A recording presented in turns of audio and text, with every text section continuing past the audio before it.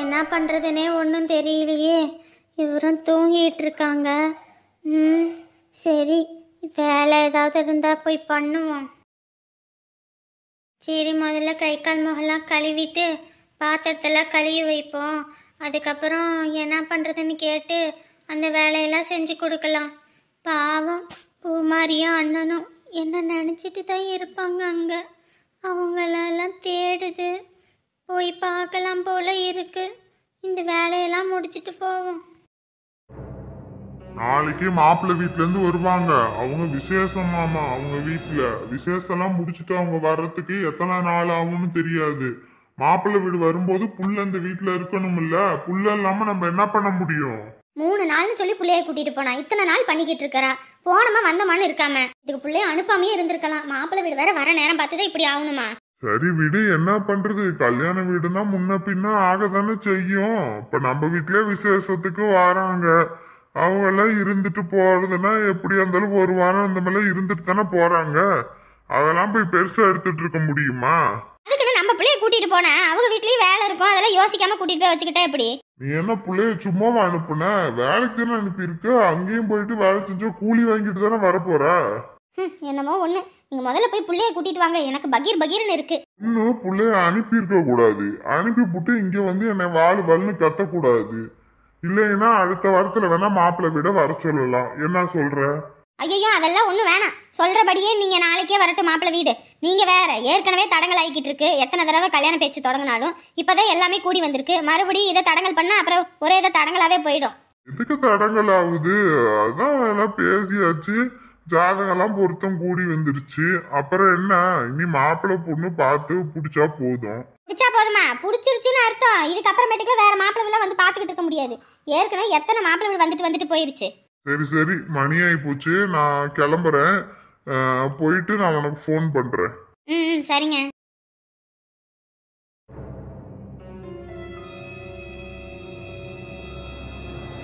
அன்னைக்கு பிள்ளைங்களை சொன்னோடனே அனுப்பிவிட்டாங்களே. கூட்டிட்டு போனோம்னா கூட்டிட்டு வந்தோம். ஏதாவது ஒன்று இருக்கு.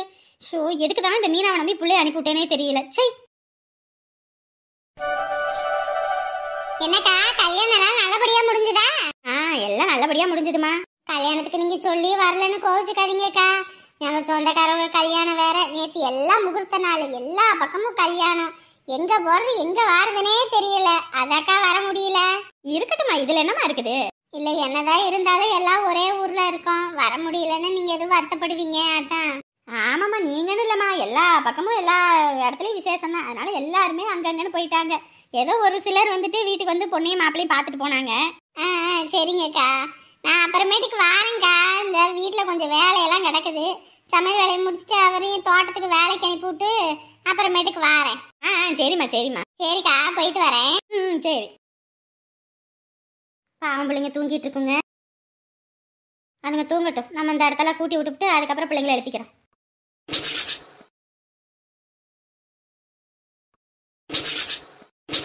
எம்மாடி, என்னம்மா பண்ணிக்கிட்டு இருக்க நீ? இல்லை, பாத்திரம்லாம் இருந்துச்சா, அதான் எல்லாம் கழுவி வைக்கலான்னு சொல்லிட்டு விளக்கிட்டு இருந்தேன். ஐயே, ஏன் இதெல்லாம் நான் செஞ்சுக்குவேம்மா. நீ கம்முன்னு போய் தூங்க வேண்டிதானே? இல்லை, எப்பயும் நேரமாக எழுந்திரிச்சிருவேன். அதான் தூக்கம் வரல. சரி சரி, இதெல்லாம் அப்புறமேட்டுக்கு பார்த்துக்கலாம். குளிச்சிட்டியா நீ முதல்ல? இல்லை, கை கால் முகம் தான் கழுவுனேன். முதல்ல குளிக்கணுமா? குளிச்சதுக்கு அப்புறம் தான் மற்ற எந்த வேலையாக இருந்தாலும் செய்யணும். இல்லைனா வீடு தொடச்சிக்கிட்டு போயிடும். சரியா? நீ போய் முதல்ல குளிச்சிரு. அதுக்கப்புறம் மற்ற வேலையை பார்த்துக்கலாம். சரியா? அதை நான் பாத்திரம் கழுவிடுறேன். சாப்பாடுக்கு நான் உலை வச்சு சாப்பாடு வச்சிருவேன். நீ காய் மட்டும் வந்து அரிஞ்சு வை. சரி சரிம்மா, போ. முதல்ல உள்ளே உலை வச்சு விட்டு அதுக்கப்புறம் இந்த பாத்திரத்தை எடுத்து போட்டு கழுவுவோம். உலை வைக்கிறதுக்கு மட்டும் பாத்திரத்தை எடுத்து கழுவிட்டு உலைய வைக்கலாம்.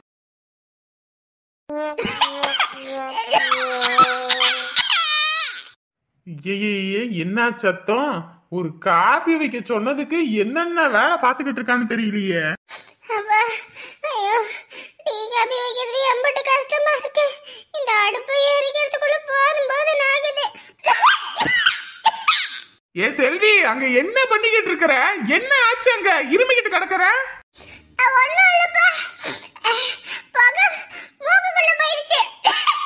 ஐயோ, இவகிட்ட ஒரு காபி தண்ணி குடிக்கிறதும் போதும் பெரும் பாடா இருக்கும் போலயே. சரி, அப்பாட்ட கொண்டு போய் கொடுப்போம். என்னம்மா, டீ ஆச்சா இல்லையா? இல்ல நான் வெளியே போய் கடையில குடிச்சுக்கவா? எடுத்து ஷபா, இவ வேற அங்க போய் உக்காந்துக்கிட்டா எப்ப வருவான்னு தெரியல. இந்த பிள்ளைகிட்ட ஒரு காப்பி தண்ணி வாங்கி குடிக்கிறதுக்குள்ள போதும் போதும் ஆகுது.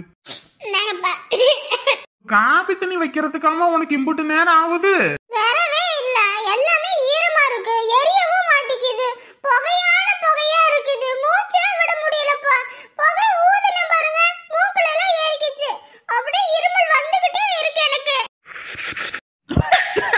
ஐயோ அம்மா, என்னப்பா ஆச்சு? ஏன்பா கிளாஸ் கீழே போட்டீங்க? தெய்வமே, உனக்கு டீ காப்பி வைக்க தெரியலனா எனக்கு முடியாதுப்பா, தெரியாதுப்பான்னு சொல்லியிருந்தேன். நான் கடையிலயாவது வாங்கி குடிச்சிருப்பேன்ல. ஏன்பா நல்லா இல்லையா? இல்ல, உங்க அம்மா இருக்கும்போது இந்த டீ காப்பி எல்லாம் வைக்கிறது எப்படின்றது கூட உனக்கு தெரியாதா? 10வது படிக்கிறதானே, கொஞ்சமாவது உன் மண்டையில எல்லாம் அறிவு இருக்குதா இல்லையா?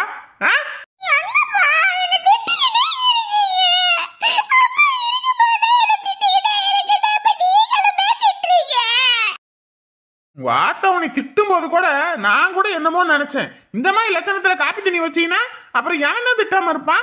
டிக்காசன் வச்சிருக்கா பாரு, மூஞ்சி மொகர கட்டையும் பாரு, டீ தூள் அள்ளி கொட்டி வச்சிருக்கிற, வாயில வைக்க முடியல கசப்பு, சர்க்கரை என்னமோ தூவல தூவி விட்டுருக்க போல இருக்கு, புகை நாத்த வேற கருமம்.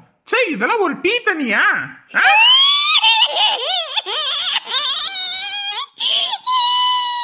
அடைச்சி வாய மூடு, புள்ளையா நீ? ஒரு இந்த வேலை கூட உனக்கு பார்க்க தெரியாதா? வேற என்னதான் உனக்கு தெரியும்? முதல்ல பொம்பளை பிள்ளைய சமையல் வேலையை கத்துக்க, அதை விட்டு போன நோண்டிக்கிட்டு இருந்த இனிமே உரிச்சு உப்பு கண்ணை போட்டுருவேன் சொல்லிட்டேன். எப்போ ஆத்தாக்காரி வீட்டுக்கு வர போறான்னு தெரியல, அது வரைக்கும் இந்த நாரி போன டீயை தான் குடிச்சு தொலையணும் போல இருக்கு. 24 மணி நேரம் அந்த போன நோண்டுற, எப்படி காப்பி தண்ணி வைக்கிறாங்கன்னு கூட பார்க்க மாட்டேன். உங்க ஆத்தா வந்ததுக்கு அப்புறம் நீ சமையல் வேலை மொத்தமும் கத்துக்கிற, அதை விட்டுப்புட்டு சமையல் வேலை தெரியாது வைக்காதுன்ட்டு இருந்த அப்புறம் என்ன பண்ணுவேன்னு தெரியாது. கருமம், வாந்தியே வந்துரும் போல இருக்குது. இத்தனை நாள் வரைக்கும் அப்பா வேற படி சப்போர்ட் படிக்கிட்டு இருந்தாரு, இப்ப அப்பாவை எப்படி திட்டிட்டு போறாங்க? இதுக்கு நான் அம்மா கூடயே போயிருப்பேனே.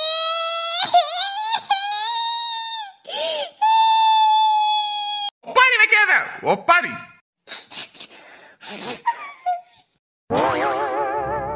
அதாவது எதுக்கு பாழுவுற? மாப்பிள்ளை இப்படி பேசுவாருன்னு நானுமே நினைச்சு பார்க்கல. கல்யாணத்துக்கு முன்னாடி நீதான் எல்லாம் அப்படி இப்படினாரு, இப்ப பாருமா எப்படி பேசுறாருன்னு. ஒரு சிலர் இப்படித்தாம்மா இருக்காங்க, கல்யாணத்துக்கு முன்னாடி சிரிச்சு சந்தோஷமா பேசுவாங்க, அதை நம்பி நீங்களும் கல்யாணம் பண்ணிக்கிறீங்க, பின்னாடி இப்படி ஒரு கஷ்டம்னு அழுவுறீங்க. விடு, அவங்களாச்சு, அவங்க தங்கச்சியாச்சு, அவங்க பிள்ளையாச்சு, அவங்க பார்த்துப்பாங்க. நீ எதுவும் பேச்சு இதெல்லாம் பண்ணிட்டு இருக்காதம்மா. வயிற்றுல பிள்ளையோட இருக்க உங்களுக்கு ஒன்றுனா என்னால் தாங்க முடியாதுமா. ஏம்மா, என்னதான் இருந்தாலும் மக என்ன நம்பிதாம்மா அங்கே போயிருக்கா, அவளுக்கு எப்படிம்மா என்னால் துரோகம் பண்ண முடியும்? பாவம்மா அவ. ஏமாடி, அவள் பாவம் தாம்மா, நான் இல்லைன்னு சொல்லலை. அதுக்குன்னு அவளுக்காவது அம்மா அப்பா அண்ணன்னு சொந்த பந்தம் இருக்க, வீடுன்னு எல்லாமே இருக்கு. உனக்கு என்னம்மா இருக்குது? இருக்க இடம் இல்லாமல் ஃபேக்டரியில் கொடுத்த செட்டில் தங்கிட்டு இருக்கோம். அப்படி இருக்கும்போது நம்மலாம் போய் இதெல்லாம் பேசலாமாம்மா? வயிற்றுல பிள்ளையோட இருக்கம்மா, வேணான்னு வெட்டி விட்டா என்ன பண்ணுறது? அம்மா, மணி வேற ஆயிட்டு இருக்கு, உள்ள என்னதான் பண்ணிட்டு இருக்காங்கன்னு தெரியல. என்ன கிளம்பியாச்சா? என்ன மணி ஆயிட்டே இருக்கு, பஸ் வராதா? இது எந்த மாப்பிள்ளை கத்துறாருமா? 4 பேர் பார்க்குறவங்க ஏதாவது பேசுவாங்கம்மா. எந்திரி, நான் எப்பயாவது வந்து உன்னை பார்த்துக்கிறேன். இது அந்த பிள்ளைக்காக சண்டை போட்டுக்கிட்டு இருக்காத, சரியா? பார்த்து வா. மாத்திரையெல்லாம் வாங்கி வச்சிருக்கேன், மாத்திரையை நேரத்துக்கு போட்டுக்க. நீ பாட்டுக்கு போடாமல் இருக்காம நேரத்துக்கு சாப்பிட்டுக்கம்மா. வாரத்தில் ஒருக்க நான் வந்து பார்த்துட்டு வரேன். மாத்திரை தீந்தாலும் போன் போடு, நான் வாங்கிட்டு வந்து தாரேன். என்ன போமா? போலாம். சரி, போயிட்டு வரோங்க. போயிட்டு வாங்கப்பா. கொஞ்சம் பார்த்துக்கங்க, மாத்திரை மருந்து இல்லைன்னா போன் போடுங்க, நான் வாங்கிட்டு வந்து தாரேன். கொஞ்சம் நேரங்கிழமை வேலை விட்டு வாங்க, தனியா இருக்கிறதுக்கு கொஞ்சம் சங்கடப்படுவா. சரிங்க. சரி வா, கிளம்புவோம். நீ என்ன நினைச்சு எதுவும் கவலைப்பட்டு இருக்காதம்மா, நீ நேரத்துக்கு சாப்பிடு, சரியா? பணியில ரொம்ப நேரம் வேலை செஞ்சுட்டு இருக்காத, நேரங்கிழமை வீட்டுக்கு வந்துரு. சரிம்மா, சரி, பார்த்து போயிட்டு வா. ஃபோன் பண்ணு, ஃபோன் பண்ணாம இருக்காத. சரிம்மா, சரி வரேன்.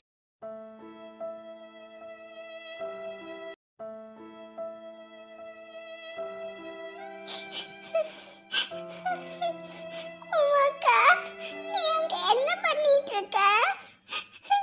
எப்பயுமே என் கூடயே இருப்ப, நீ இல்லாம இருக்கிறது எனக்கு ரொம்ப கஷ்டமா இருக்குக்கா. உமாக்கா, நீ எப்பதான் வருவ? டே மகனே, ஜென்மத்துக்கும் அந்த குடும்பம் நமக்கு அடிமையாவே என் காலுக்கு கீழே கிடக்கணும். அதுக்கு ஏத்த மாதிரி அதுல கணக்கு போடணும், சரியா? சரிம்மா, முதல்ல இப்ப எவ்வளவு போடணும் அதை சொல்லு. 1 வருஷம் 2 வருஷம் இல்லடா, மொத்தமா 13 வருஷம் இந்த வீட்டுல அதுங்க இருந்திருக்கு. அந்த குட்டி குரங்கு பிறந்ததுல இருந்து அப்படின்னும் போது இந்த 13 வருஷத்துக்கு இதுங்க தின்னது, இந்த வீட்டுல இருந்தது, இதுங்க என்னென்ன வேலை பார்த்தது, இதுங்களால நமக்கு எம்பிட்டு செலவானதுன்னு மொத்தத்தையும் கணக்கு வழக்கு பார்க்கணும். சரிம்மா போடு. ஒரு குரங்கு இல்ல, இந்த குட்டி குரங்கு சின்ன வயசுல இருந்து பவுடரு பொட்டு, அந்த கன்றாவி, அதுங்களுக்கு சட்ட துணி அப்படி இப்படின்னு அது பார்த்தேன்னு வச்சுக்கவே, அந்த காலத்திலேயே அதுக்கெல்லாம் 2000 3000 செலவழிச்சுட்டா. இப்ப அந்த காசுக்கு துணி எடுத்தோன்னு வச்சுக்க 10,000 ஆகும். ஏமா அப்ப இல்ல, நீ கணக்கு வழக்கு சொல்லிக்கிட்டு இருக்காத. மொத்தமா எவ்வளவு போடட்டும் அதை சொல்லு. ஒருத்தரா இருந்தா பரவாயில்ல, 3 பேத்துக்கு சாப்பாடு 13 வருஷம் அப்படின் போது நீயே கணக்கு போடு. சரிம்மா, இப்ப ஒரு நேரத்துக்கு 50 ரூபா அப்படின்னா 3 பேத்துக்கு ஒரு நேரத்துக்கு 150 ரூபா அப்படின்னும் போது இந்த மாதிரி கணக்கு போட்டுருவா. அதே மாதிரி கணக்கு போடு. அப்ப ஒரு நாளைக்கு இதுங்களுக்கு மட்டும் எப்படி செலவாகுது? 450 ரூபா ஆகுதுமா. 450னா ஒரு மாசத்துக்கு எவ்வளோ, ஒரு வருஷத்துக்கு எவ்வளோ, அப்புறம் 13 வருஷத்துக்கு எவ்வளோன்னு கணக்கு போடு. சரிம்மா. அப்புறம் இதுங்களுக்கு நல்ல நாள் பெரிய நாள்னு நம்ம துணி எடுத்து கொடுக்குறோம். அது மட்டும் இல்லாமல் நீங்கள் போட்ட துணியும் தானே அதுங்களுக்கு கொடுக்குறோம். அப்படின்னும் போது அதுக்கும் சேர்த்து காசு போடு. ஆமாம்மா, என்னோட நல்ல நல்ல துணியெல்லாம் அவன் தானே போட்டு அடிச்சான். அதெல்லாம் இவங்கள பாரு எப்படி கறக்குறேன்னு பாரு. அது எல்லாத்தையும் போடு. அப்புறம் வாடகை கொடுத்து தானே ஒரு வேற வீட்டில் இருந்தா இருக்கணும். அப்படின்னு பார்த்தா 3 பேத்துக்கும் 13 வருஷத்துக்கு எம்புட்டு வாடகைன்னு போட்டு அதை கணக்கு போடு. ஒரு மாசத்துக்கு எவ்வளவு போடட்டும்? ஒரு மாசத்துக்கு வாடகை பார்த்தேன்னு வச்சுக்கவே 3000 ரூபா போடு. அது மட்டும் இல்லடா, இதுங்க இந்த வீட்டில் பாத்திரம் பண்டன்னு எல்லாம் புழங்கிருக்கு. தட்டுல இருந்து எல்லாமே சாப்பிட்றதுல இருந்து எல்லாத்தையுமே எடுத்துருக்குதுங்க. அதனால எல்லாத்துக்கும் சேர்த்து போடு. அம்மா, நீ சொல்ற கணக்குப்படி பார்த்தா அதுங்க தான் நமக்கு காசு தரணும் போல வருமேம்மா. போடுடா போடு, முன்னேற விட மாட்டேன், அழிச்சு விடுவேன். என் காலுக்கு கீழே தான் இருக்கணும் அதுங்க. ஊர்ல இருந்து வந்து அவன் ஆட்டம் கட்டுனா நான் அடங்கி வாய் பொத்திக்கிட்டு இருப்பேன் நினைச்சாலோ உரிச்சு உப்பு கண்ண போட்டுருவேன். அவகிட்டையும் சொத்தை உருவிட்டு அனுப்புவேன் பாரு. சாணியெல்லாம் அள்ளி போட்டுட்டு இதெல்லாம் கூட்டி விடுவோம்.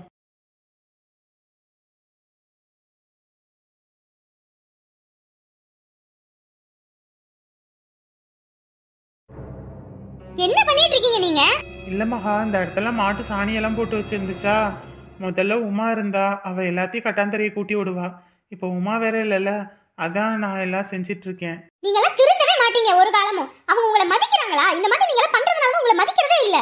அவங்க என்னமோ நினைச்சிட்டு போட்டோம்.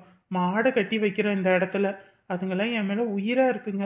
இதெல்லாம் கூட்டமா விட்டா அதுங்களுக்கு தான் நோய் வந்துடும். ஆமா, உங்க அத்தை அங்க பஞ்சாயத்து பண்ணி உங்களுக்கு உண்டான சொத்தை வாங்கணும்னு போட்டி போட்டுட்டு இருக்காங்க. நீங்க அதெல்லாம் விட்டுவிட்டு இங்க சாணி அள்ளி போட்டுக்கிட்டு இருங்க. உங்களுக்கும் இதுல உரிமை இருக்குது. நீங்க ஒன்னும் வேலைக்காரன் கிடையாது. அவங்களுக்கும் பசங்க இருக்குல்ல, அவங்க அதெல்லாம் செய்வாங்க.